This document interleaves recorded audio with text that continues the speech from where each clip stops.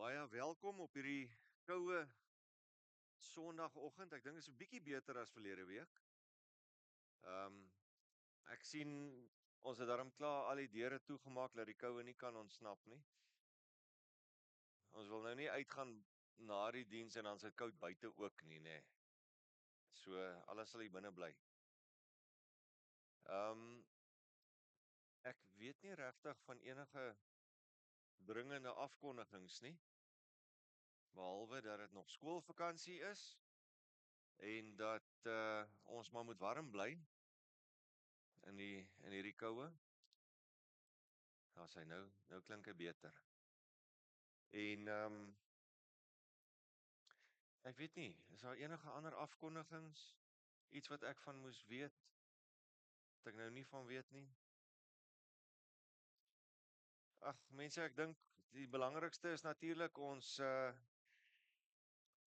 dra mekaar, ons bid vir mekaar. As jy weet van iemand wat dalk deur 'n moeilike tyd gaan, sukkel met gesondheid, dalk in die hospitaal is, laat weet my of laat weet jou ouderling. En kom ons wees bly saam met mekaar en ons bid vir mekaar. En ons wees ook hartseer saam met mekaar en ons bid vir mekaar. Vrydagoggende kom die vroue gebedsgroep by mekaar. Hoe laat nou weer?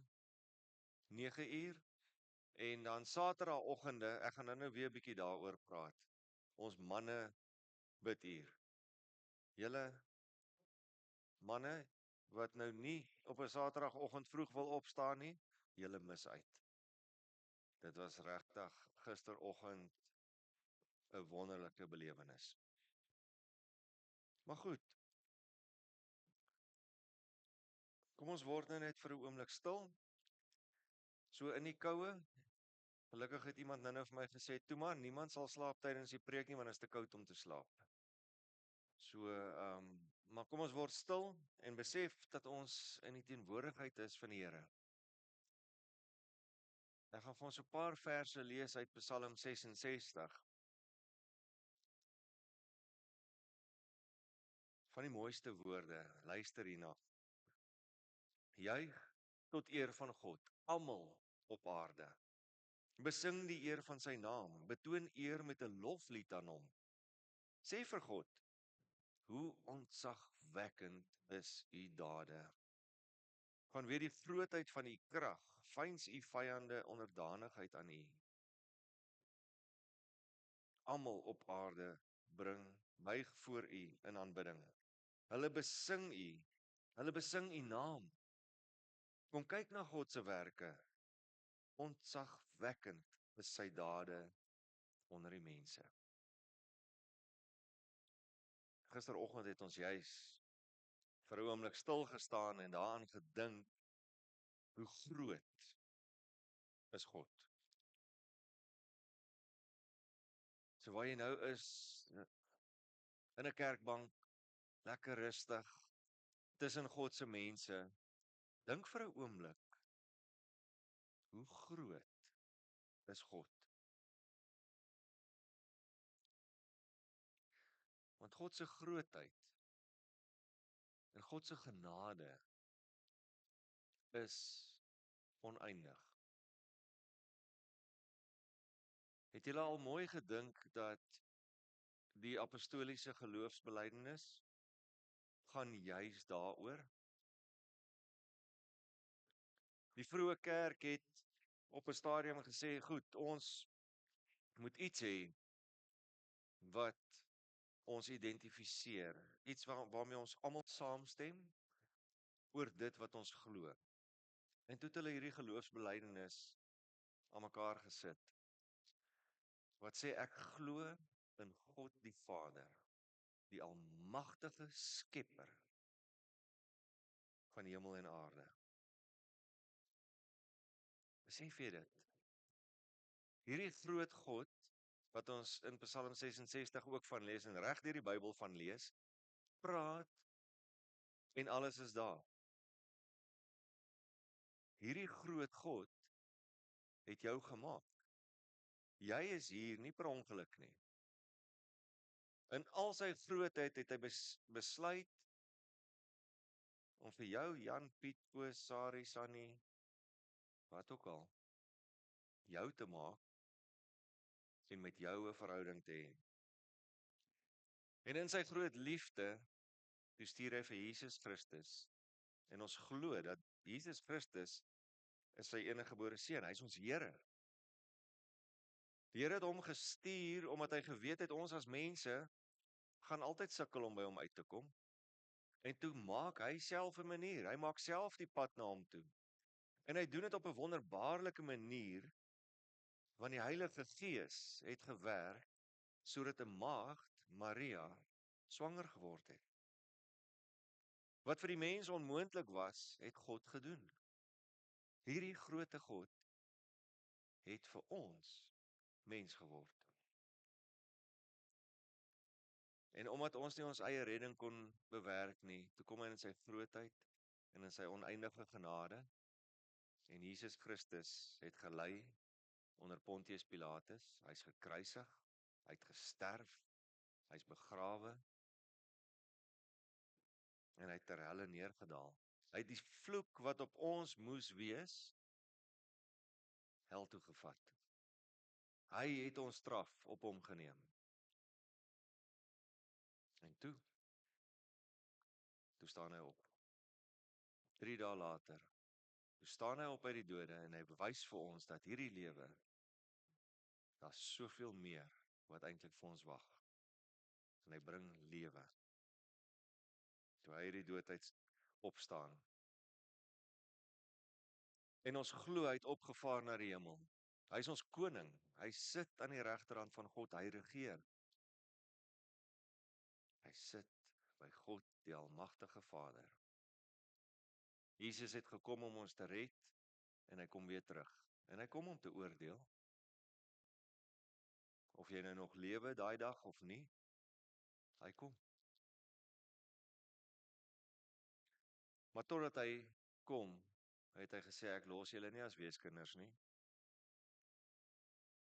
In sy grootheid, in sy liefde, toe gee hy sy gees. Daarom glo ons in die Heilige Gees. Ons glo dat dit juis die Gees is wat ons so saambind as 'n heilige Christelike kerk. Ons glo in hierdie saamkom. Die gemeenskap van die heiliges. Ons is afgesonder vir God. Ons glo en dat hy ons sondes vergewe. Ons glo dat ons sal opstaan na die dood. En ons glo dat hy vir ons 'n ewige lewe reeds bewerk het. Dis hierdie einste groot God wat net gesê het, laat daar lig wees. Nog voor die son geskape is. Nou, daar was nog eers 'n son nie, maar daar was lig. Dis hierdie groot God al hierdie dinge vir ons gedoen het. Besef jy die grootheid van God? So daar waar jy is, vir 'n oomblik, sluit jou oë en word net stil in die teenwoordigheid van die groote, almagtige God.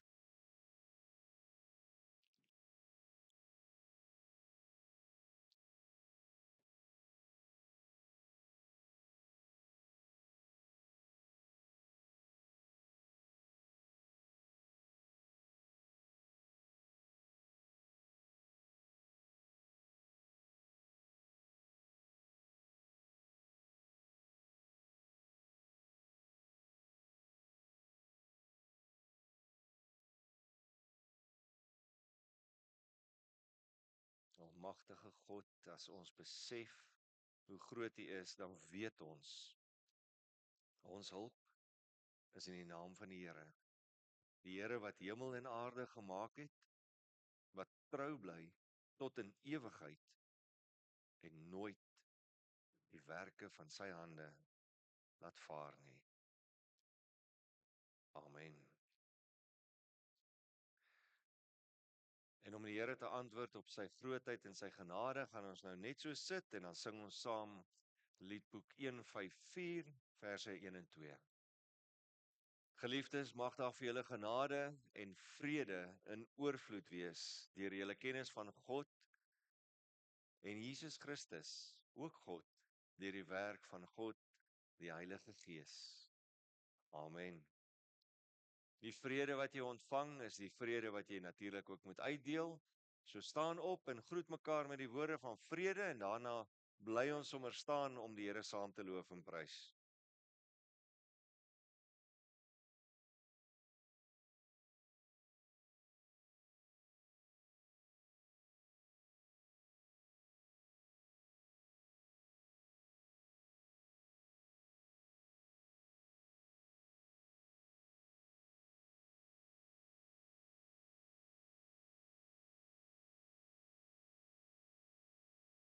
Gemeente, kom ons sit saam. Ons almagtige God, die hemelse Vader, hoe wonderlik om U lof te besing. Ja, Here, U is groot bo alles en almal. U is die God wat alles gemaak het. U is die God wat alles in stand hou. U is die God wat ons ook gemaak het. Ons kan baie keer nie behoorlik begryp waarom nie, Here. Maar in die grootheid en in die liefde het U uitgereik na ons toe. Ja, Here, waar ons U baie keer so maklik vergeet U ons nooit nie. En is U die een wat altyd daar is. Ons verdien dit nie. Maar dis hoe groot U liefde vir ons is. Here, baie dankie dat U nog altyd getrou was.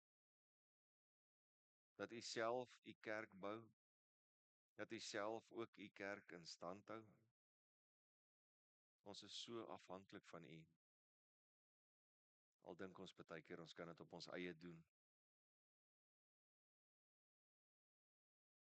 Here, ons wil vra vanoggend,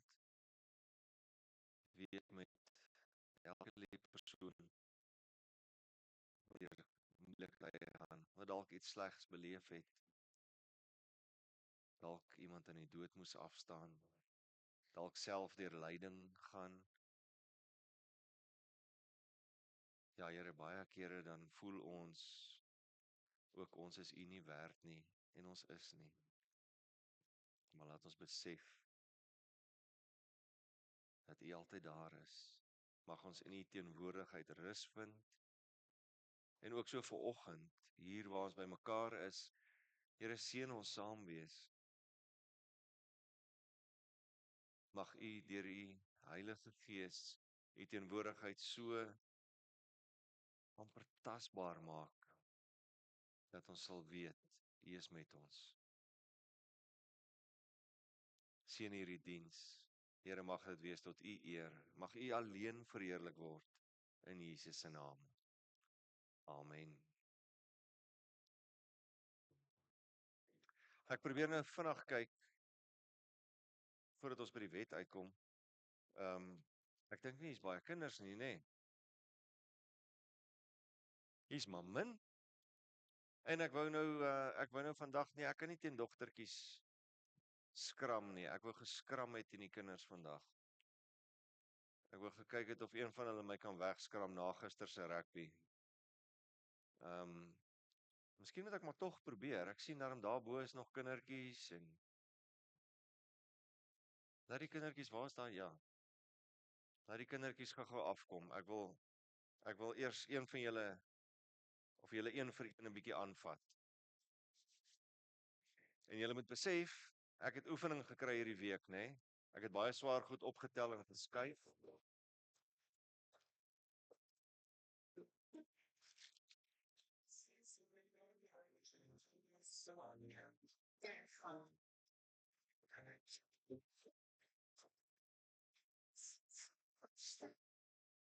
Bring gerus die maatjies, bring elk keer op keer. Jesus nooi die kindertjies om by hom te leer.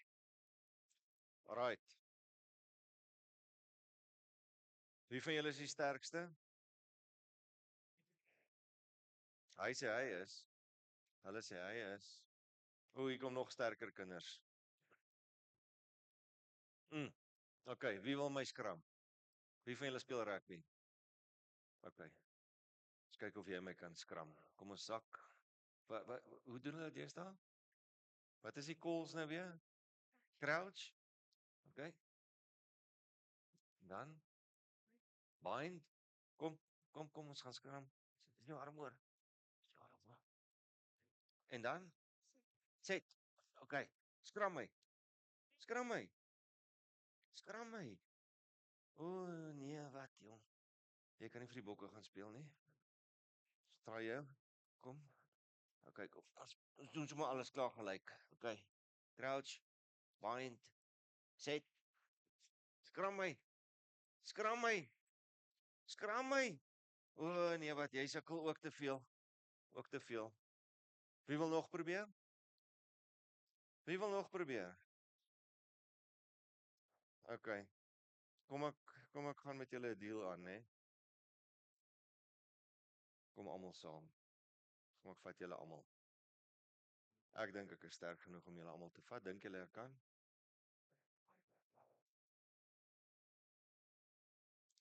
Ja, julle moet bang wees. Okay, kom almal saam. Kom. Hou mekaar vas.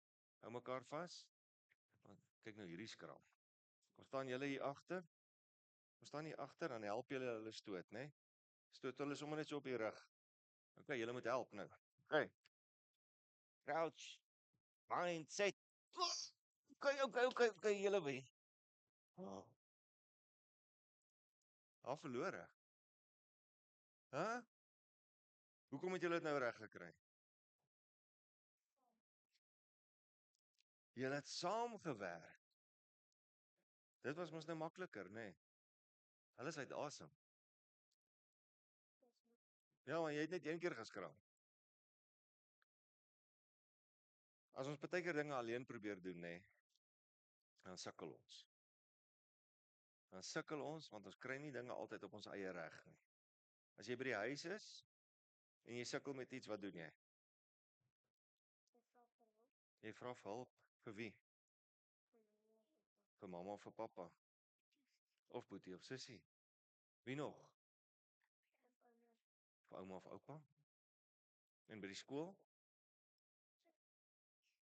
Vir die juffrou, vir die maatjies?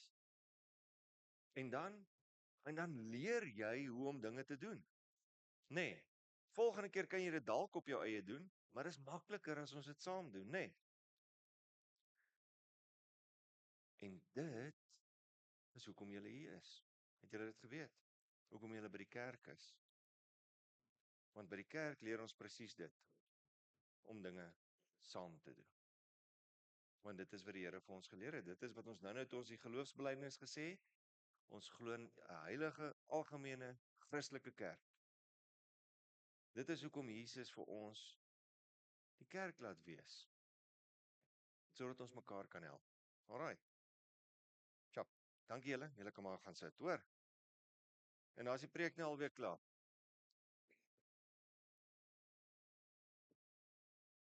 Maar voordat ons dan nou uitstap, ek wil vir ons die wet voorhou.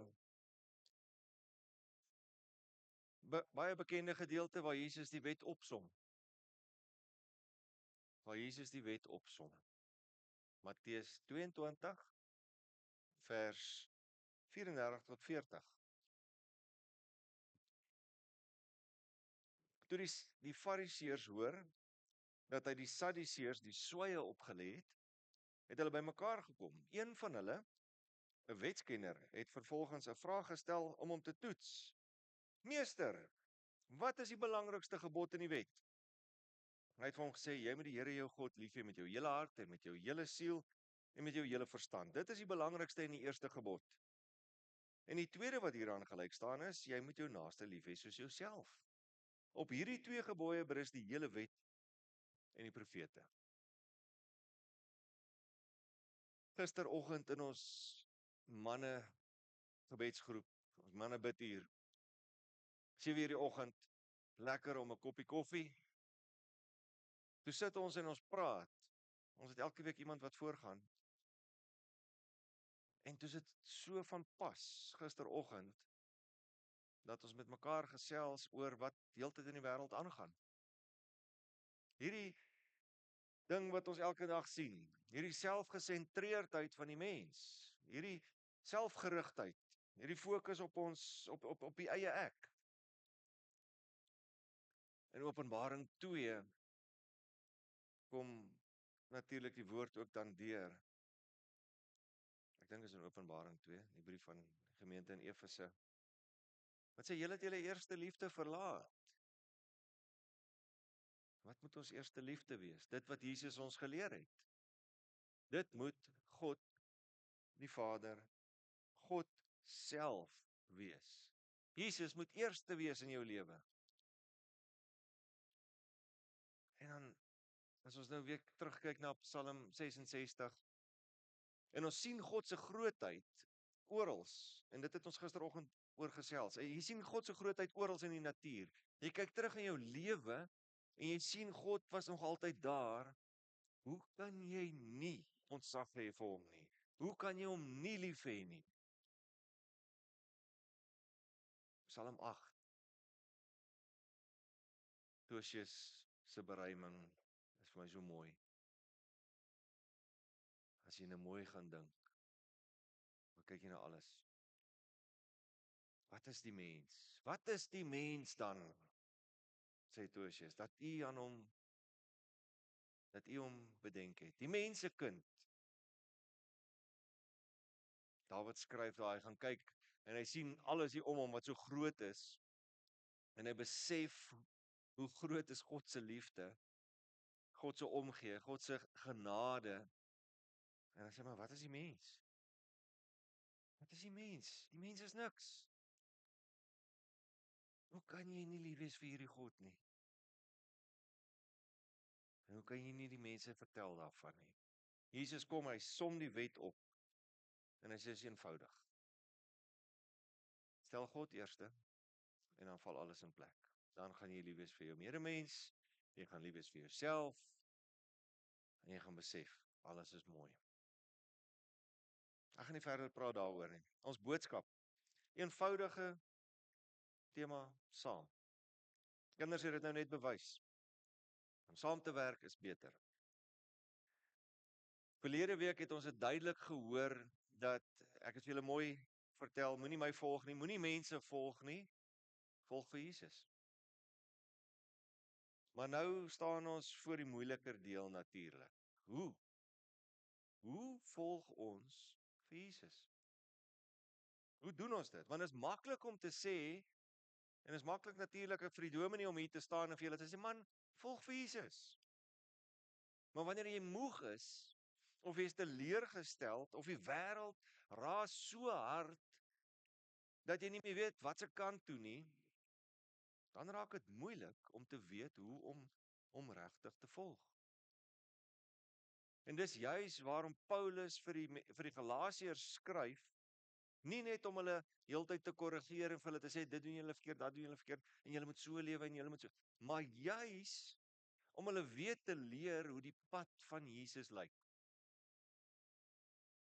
En dis waar ons gaan begin volgende. Maar dink vir 'n oomblik eers weer na oor die 4 vrae wat ek gister aan julle gestuur het. En ek gaan dit weer nou vra nadat ons uit die woord gelees het. Eerstens, wil jy gesond word? Geestelik, emosioneel? Is jy ernstig daaroor om Jesus te volg? Neem jy jou geloof ernstig op? En dan natuurlik neem jy God se woord ernstig op in jou lewe. En vertrou jy die Here selfs in jou lyding? Dink bietjie na daaroor.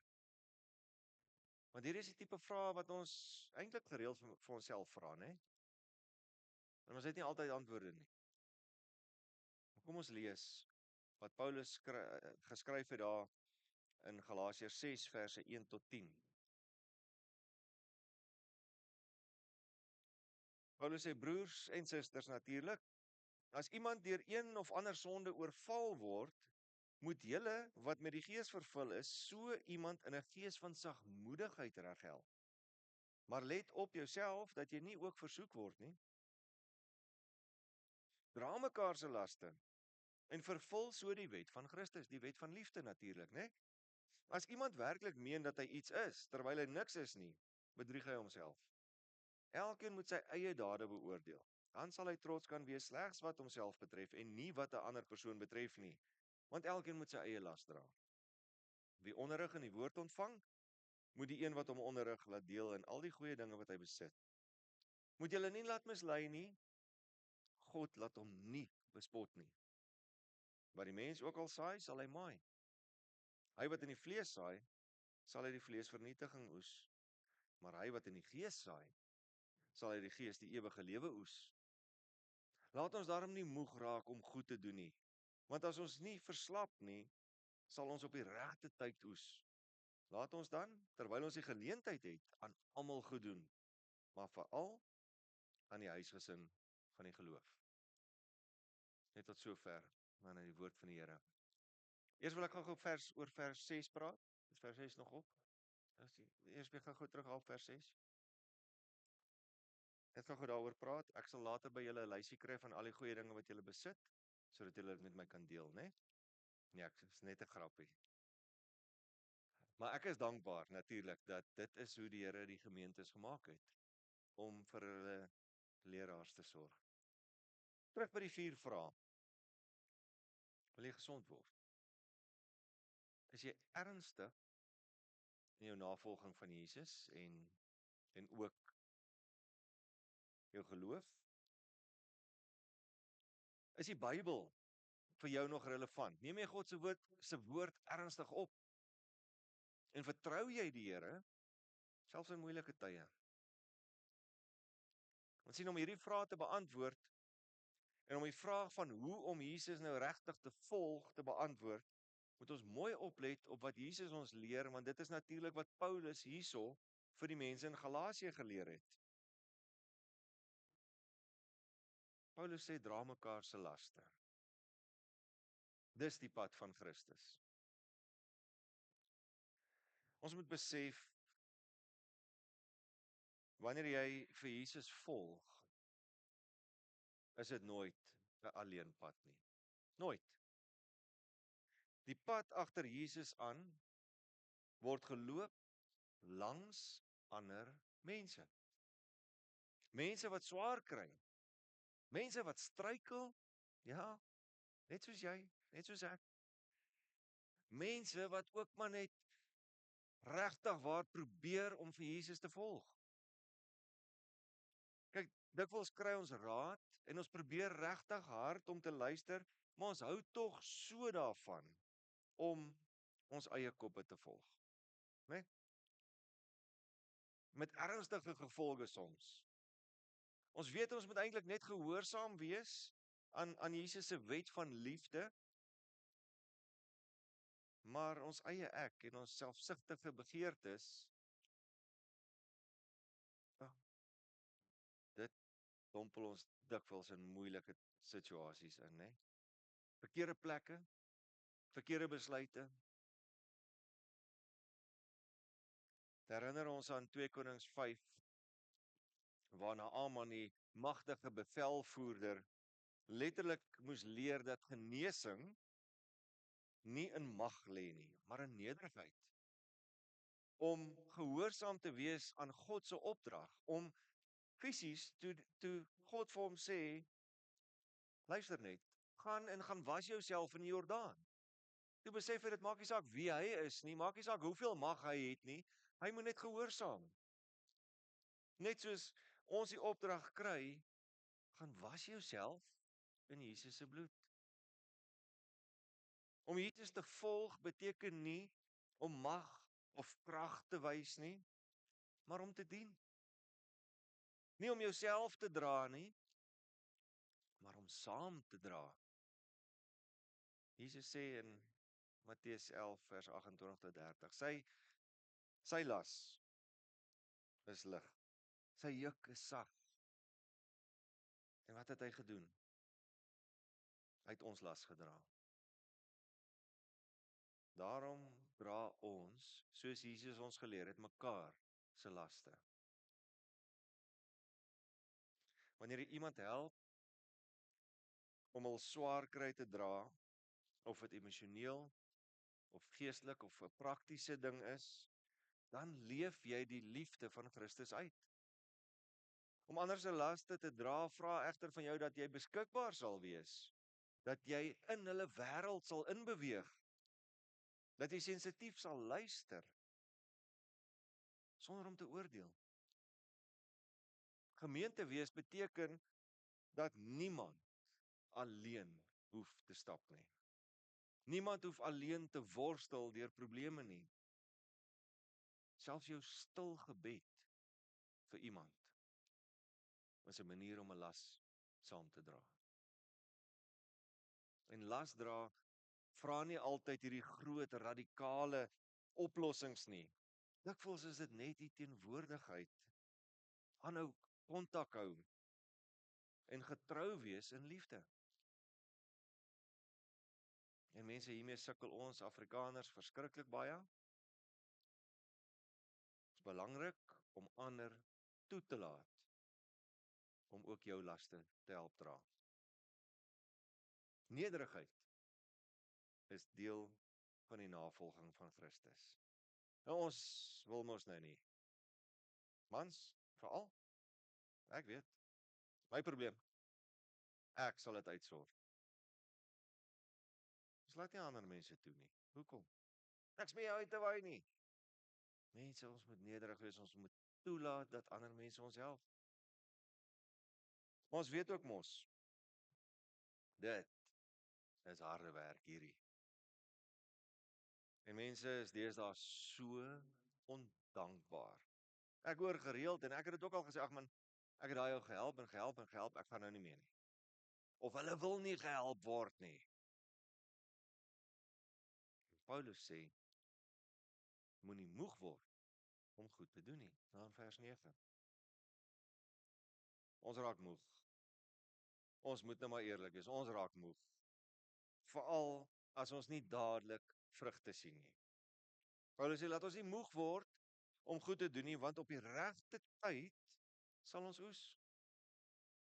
Soms voel dit of jy gee van jouself natuurlik nou, nê? Jy gee net meer en meer en meer en meer en niemand waardeer dit nie.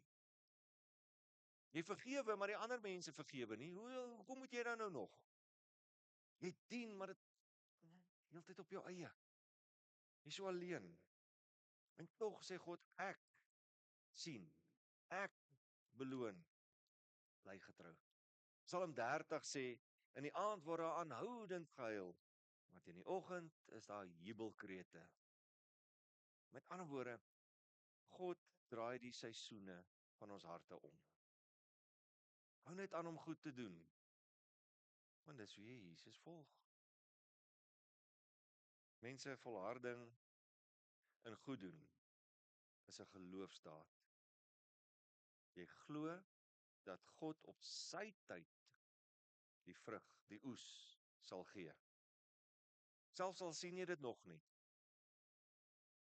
Wanneer jy getrou bly goed doen, in jou huis, by jou werk, by die skool, by die kerk, dien jy vir Jesus self.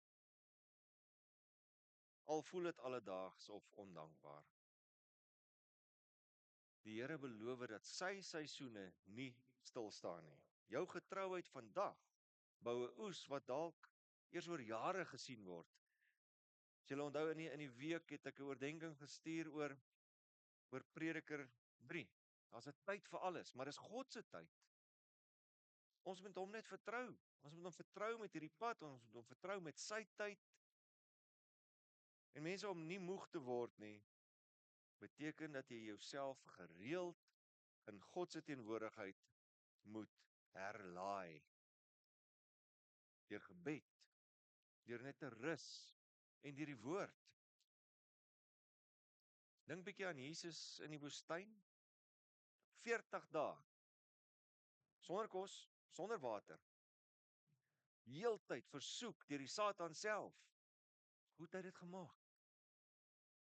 Waar het hy sy krag vandaan gekry? In die Gees. In die koninkryk van die hemele. is daar krag wat ons nie kan beskryf nie, wat nie vir ons logies sin maak nie. Jesus het nie moeg geword nie. Hy het sy krag gekry op die regte plek. En dan moet ek ook nou vir julle sê, onthou, moedeloosheid is nie 'n sonde nie. Maar dit moet in geloof hanteer word. Want God gee die krag om aan te hou waar dit regtig saak maak.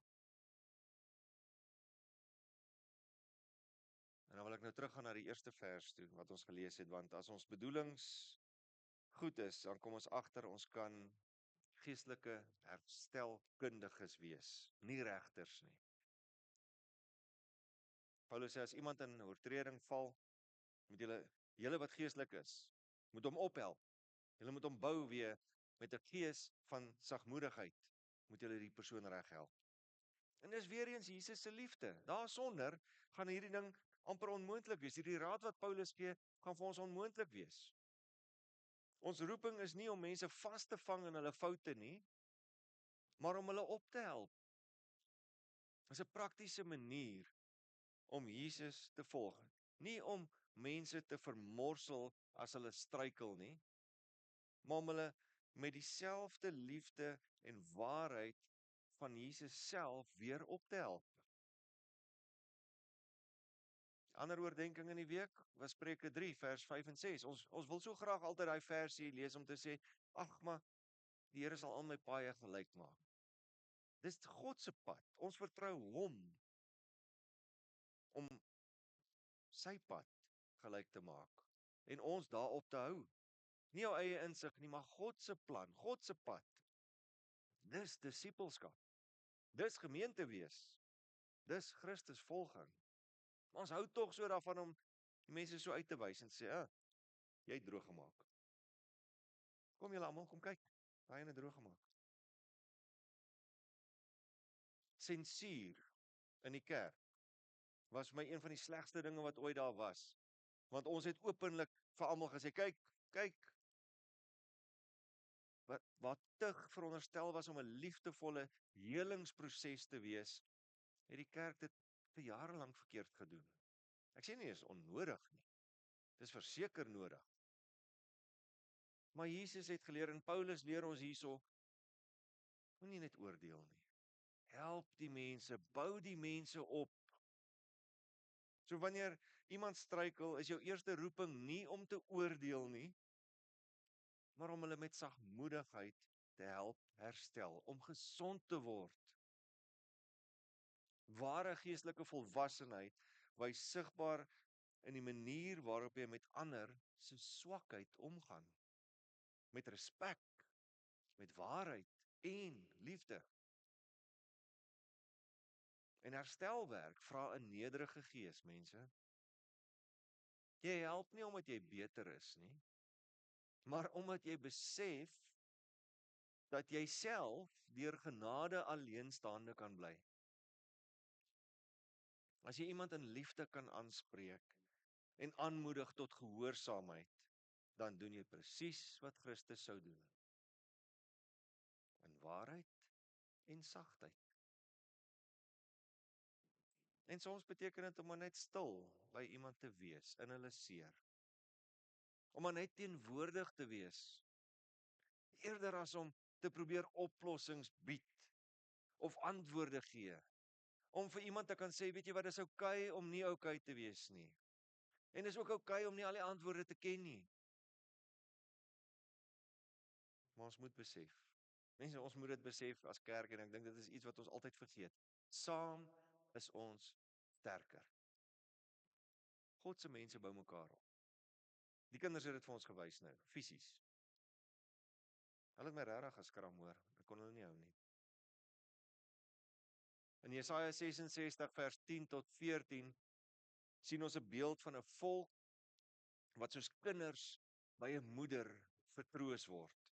'n Beeld van Jerusalem wat haar kinders voed en veilig hou.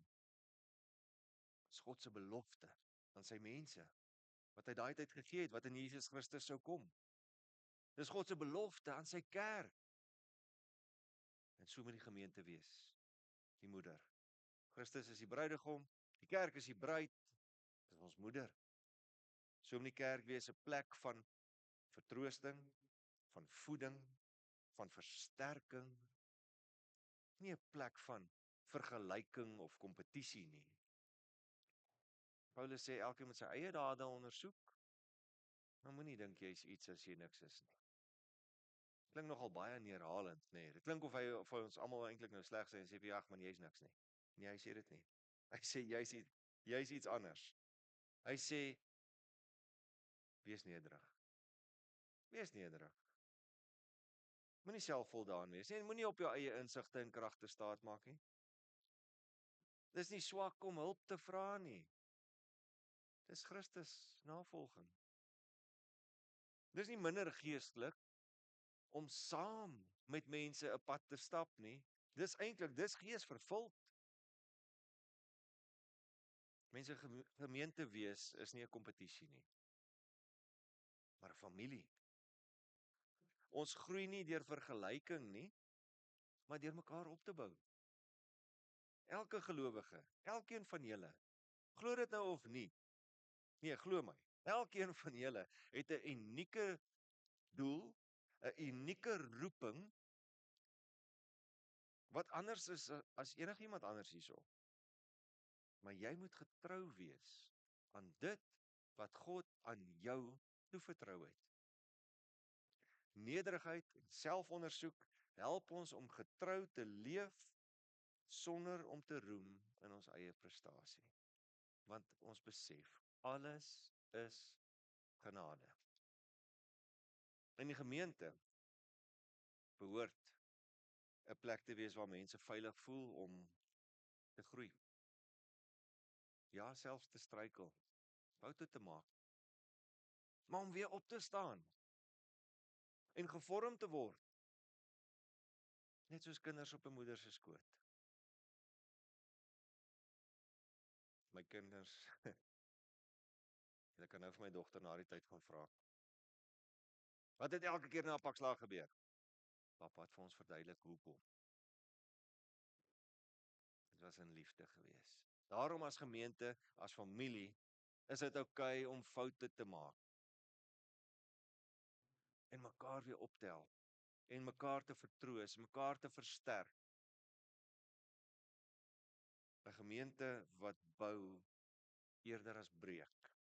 En wat troos eerder as toets. Is 'n gemeente wat vir die mense wys hoe lyk Jesus se hart. Paulus sluit Galasiërs 6 af. Met een van die mees aangrypende woorde in die Nuwe Testament. In vers 14 dan sê hy, maar wat my betref, mag dit my tog nie oorkom dat ek my op iets beroem nie, behalwe op die kruis van ons Here Jesus Christus. Daar is die kern van ons disippelskap.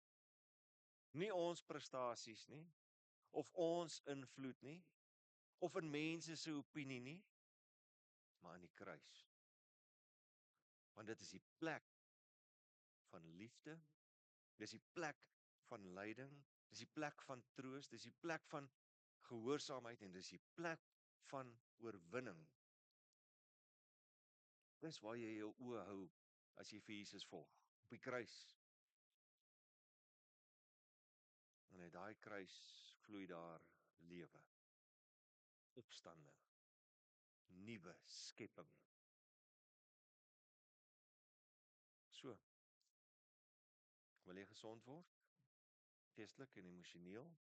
Is jy ernstig daaroor om Jesus te volg? Is jy ernstig oor jou geloof?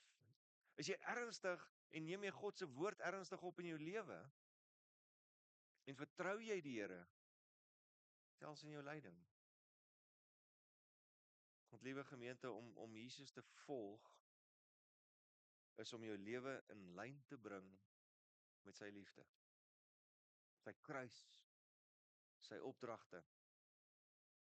En jy volg hom deur te dra, deur te doen, deur te help, deur te roem in die kruis en deur saam met ander hierdie pad te loop. En weer eens nie om mense te volg nie, maar om saam met ander mense vir Jesus te volg. Welkom. Welkom in die huisgesin van geloof. Welkom in die huisgesin, in die familie van God. Amen. Kom ons bid saam. Ons Here Jesus Christus, U roep ons om U te volg. Nie met groot woorde of fyn planne nie, maar met gehoorsame, nederige harte. Geef vir ons oë wat ander se laste sien. Geef vir ons hande wat nie moeg word om goed te doen nie. Geef vir ons harte wat vry is van trots en voete wat die pad van liefde kies. Bewaar ons gemeente, Here, dat ons mekaar nie sal verdruk of verdwaas nie, maar mekaar sal dra en help om U te volg. Dat ons mekaar sal bou, mekaar sal herstel, tot U ons uiteindelik tuis bring. In U naam alleen bid ons dit. Amen. Daar sal net by die geliefdes mag die vrede en barmhartigheid op julle wees. Almal wat volgens hierdie riglyne lewe en op die nuwe skepping van God wat jy is. Gaan dan nou, dra mekaar se laste. Moenie moeg word om goed te doen nie. Werk om mekaar heel te maak.